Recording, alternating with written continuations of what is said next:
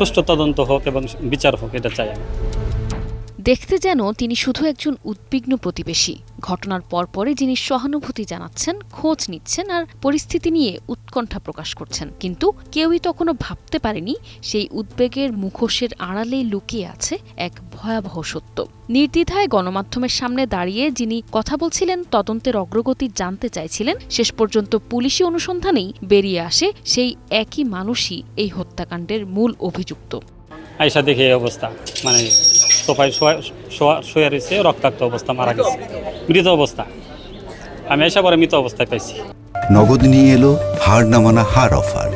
সর্বনিম্ন 10,000 টাকা রেমিটেন্স নগদে পাঠালে থাকছে স্বর্ণের হার জেতার সুযোগ।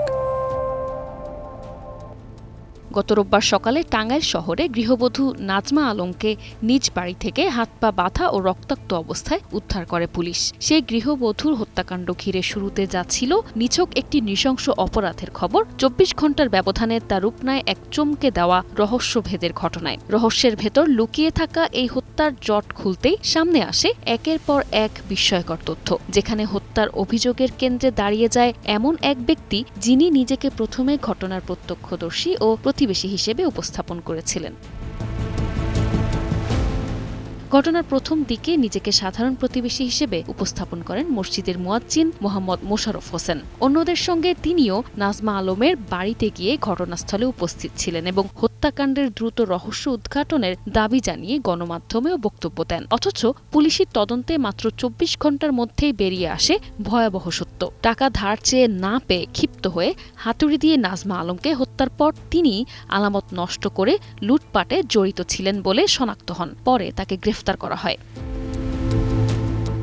এ ঘটনায় পুলিশ মসজিদের মুয়াজ্জিম সহ স্বর্ণ ব্যবসায়ী সন্তোষ কর্মকারকেও গ্রেফতার করেন। এ সময় তাদের কাছ থেকে চুরি হওয়া স্বর্ণালংকারের অংশ, নগদ টাকা ও ঘটনার আলামত উদ্ধার করা হয়। তো এই ঘটনায় এখন পর্যন্ত 2 জনকে আমরা গ্রেফতার করতে সক্ষম হয়েছি। আরও কেউ এই বিষয়ে জড়িত আছে কিনা বা আরও কোনো অন্তর্নিহিত কোনো ঘটনা এর ভিতরে আছে কিনা আমরা তদন্ত কার্যক্রম চালু রেখেছি।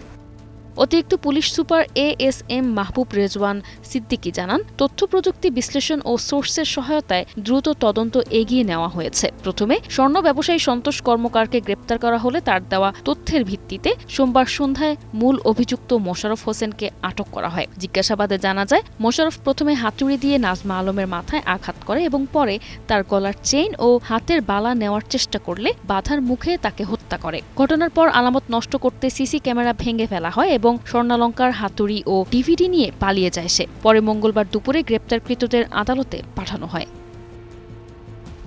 নিশা আলম, ডেস্ক রিপোর্ট, 21 টেলিভিশন।